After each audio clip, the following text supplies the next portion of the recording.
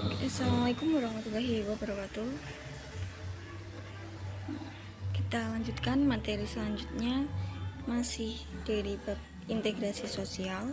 Sekarang kita lanjutkan khususnya tentang proses atau tahapan integrasi sosial. Integrasi sosial itu tentu ada prosesnya, nggak bisa ujuk-ujuk langsung berintegrasi. Di sini dijelaskan prosesnya ada 6 tahap, mulai dari interaksi sampai integrasi.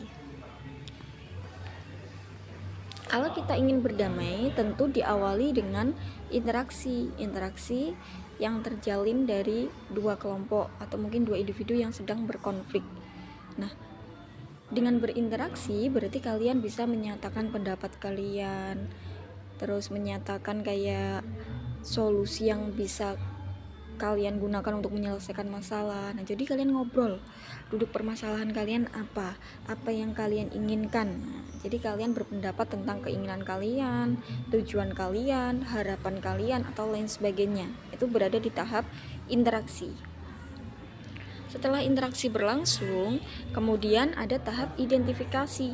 Nah, tujuannya apa? Biar kita saling menerima, saling memahami satu sama lain tentang sifat dari masing-masing anggota tadi, dari masing-masing perorangan atau kelompok. Kemudian kita juga bisa memahami apa keinginan mereka. Nah, selain memahami, kita juga harus bisa menerima keinginan mereka itu apa, harus kita terima. Setelah itu kita lakukan tahap selanjutnya, yaitu kerjasama. Kerjasama itu usaha bersama untuk mencapai tujuan. Jadi ketika kalian sudah memiliki tujuan yang sama, kepentingan yang sama, kemudian kalian itu berusaha untuk mewujudkan tujuan tersebut.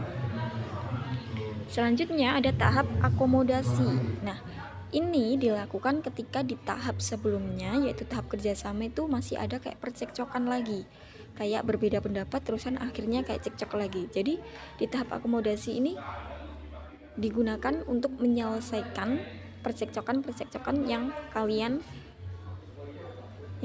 lakukan tadi gitu. Tahap akomodasi. Nah, bentuk-bentuk akomodasi ya mulai dari koersi, arbitrasi, mediasi, dan lain sebagainya itu tadi. Selanjutnya ada tahap asimilasi. Tujuannya untuk mengurangi perbedaan. Biar apa? Biar terjadi kesepakatan bersama. Nah, caranya macam-macam. Nah, jadi ini hampir sama dengan akomodasi. Caranya macam-macam, yang penting kalian saling memahami tadi. Tahap terakhir, tahap integrasi. Ketika semua tahap sudah kalian lalui, berarti kalian sudah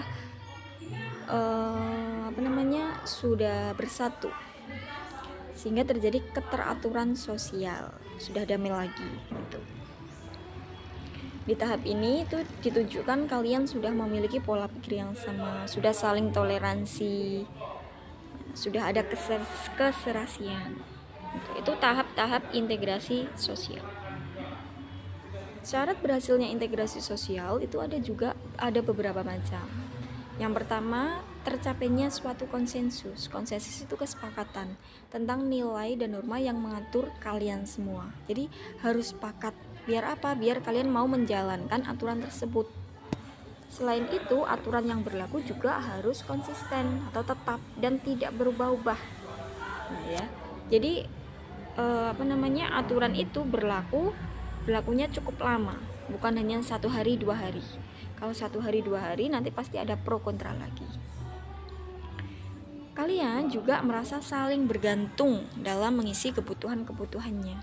Ketika kalian saling bergantung, otomatis kan kalian membutuhkan satu sama lain.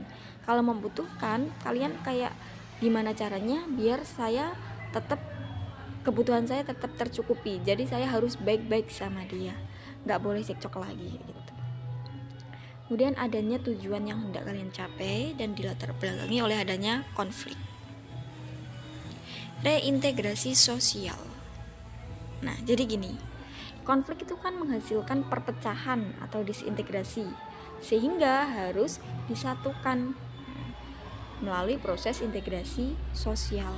Tapi tidak menutup kemungkinan ketika kalian sudah mencoba berintegrasi tapi ternyata terjadi konflik kembali atau konflik kedua istilahnya.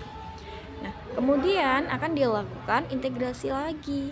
Karena nggak bisa konflik itu dibiarkan terus-menerus, harus disatukan, harus didamaikan. Nah, proses integrasi yang kedua ini dinamakan reintegrasi, pemulihan nilai dan norma yang baru.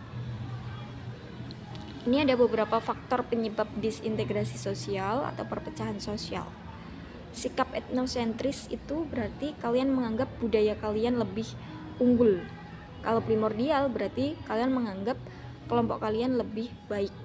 Nah, berarti kalau kalian memiliki sikap ini, dampak negatifnya apa? Kalian tidak menghargai budaya orang lain, tidak menghargai kelompok orang lain. Kalian merasa bahwa budayamu, kelompokmu itu yang paling benar. Nah, sikap ini jika kalian miliki itu bisa mengakibatkan perpecahan.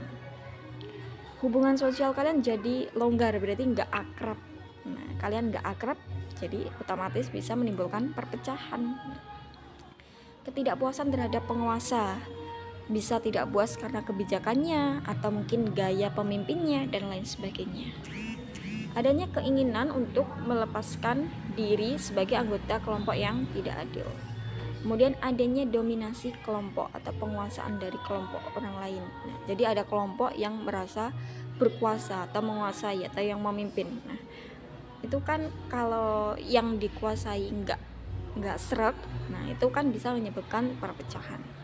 Oke, materi yang kita bahas sudah selesai. Sekian, wassalamualaikum warahmatullahi wabarakatuh.